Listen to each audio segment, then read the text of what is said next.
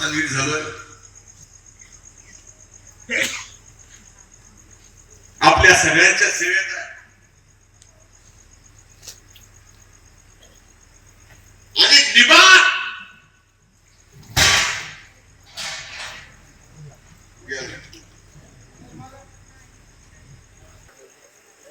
सगळ्या आजारातून बाहेर पडला. फक्त डोळ्यात आलाय.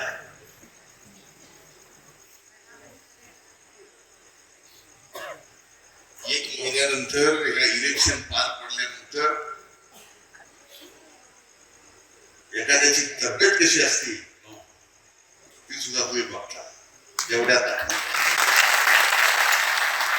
कशासाठी आता isakal.com आहे देशातील नंबर 1 ची मराठी न्यूज वेबसाईट. प्रत्येक अपडेटसाठी isakal.com ला नक्की भेट द्या. फक्त आणि फक्त तुमची सेवा करायची. तुमच्या सेवेच्या पलीकडे दुसरं काही नाही.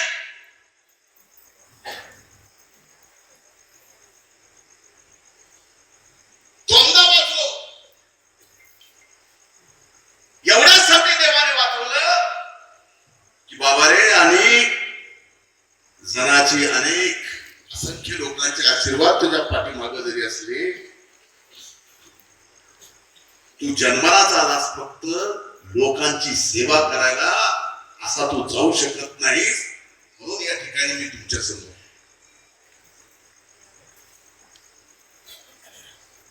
काय संकट आले, कोण काय माझ्या विरोधात बोलला, एक व्यक्ती म्हणून माझ्या विरोधात कुणी कितीही बोला, व्यक्ती म्हणून बोलले, जातीला शिव्या दिल्या, परळीच्या या मातीला सुद्धा शिव्या,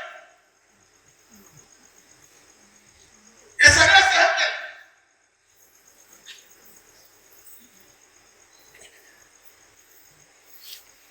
पण शेवटी तुम्ही एवढं खंबीरपणानं माझ्या पाठीमागे उभं होता. 4-5 महिने संपर्कात तुमच्या नव्हतो तरी सुद्धा आपण सर्वांनी ताकदीनं माझ्या परस्पर खाली काम सामान्य माणसाची करत. मला जास्त काय बोलायचं, एक वेळ येईल लवकरच येईल. त्या दिवशी मात्र तुमच्या समोर प्रामाणिकपणानं मान होती.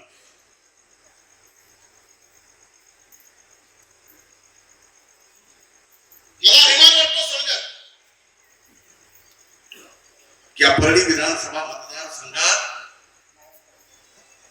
आपण जेवढी विकासाची कामं करू शकलो तेवढी विकासाची कामं दुसरीकडे कुठेही झालेली नाही. पण आता लढाईच लागलेली आहे. नगरपालिकेच्या निवडणुका लागल्या, त्याच्यानंतर जिल्हा परिषदेच्या अनेक जण इथं आले.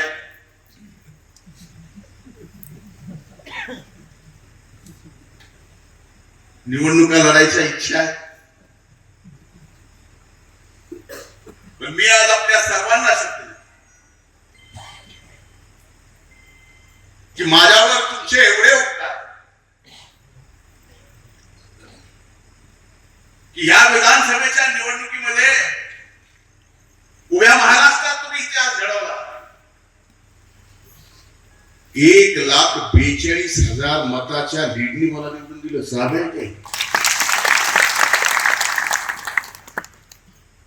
भलेही लीडला पण महाराष्ट्रात 3ऱ्या नंबरला असतो.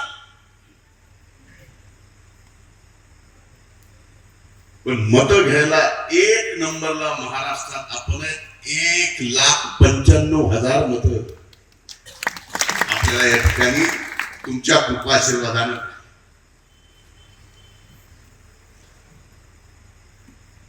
एवढा मोठा विजय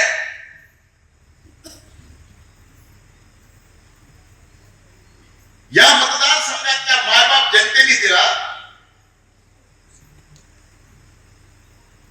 हा विजय सुद्धा आपल्याला साजरा करतात. महाराष्ट्रात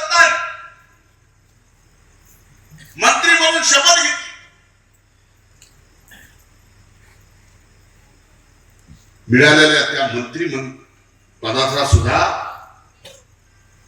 आपल्याला आनंद घेता आला नाही. जी संकट चालू झाली ही निर्मित संकट आहे.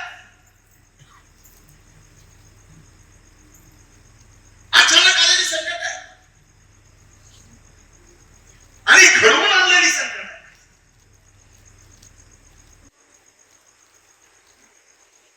आणि घडवून आणलेल्या संकटामधून बाहेर पडायचं काम फार अवघड असतं. मला आठवतं सलग 250 दिवस एका घटनेचा ज्यात माझा काय अर्थार्थी संबंध नाही.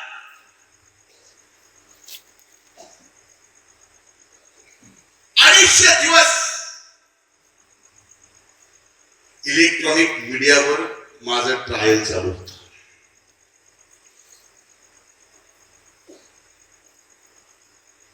मी कुठल्याही माध्यमाला बोलत नव्हतो.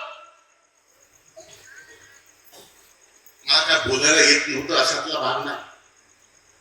त्या 250 दिवसात दोनदा मरता वाचलो.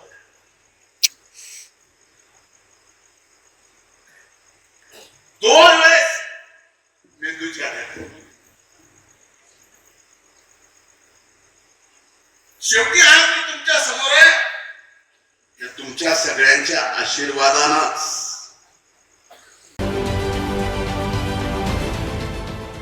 देश विदेशातील प्रत्येक घडामोडींचे लाईव्ह अपडेट मिळवण्यासाठी आता साम टीव्हीच्या सर्व सोशल मीडिया प्लॅटफॉर्मला लाईक, फॉलो आणि सबस्क्राईब करा. तसंच सर्व नोटिफिकेशनसाठी बेल आयकॉन प्रेस करायला विसरू नका.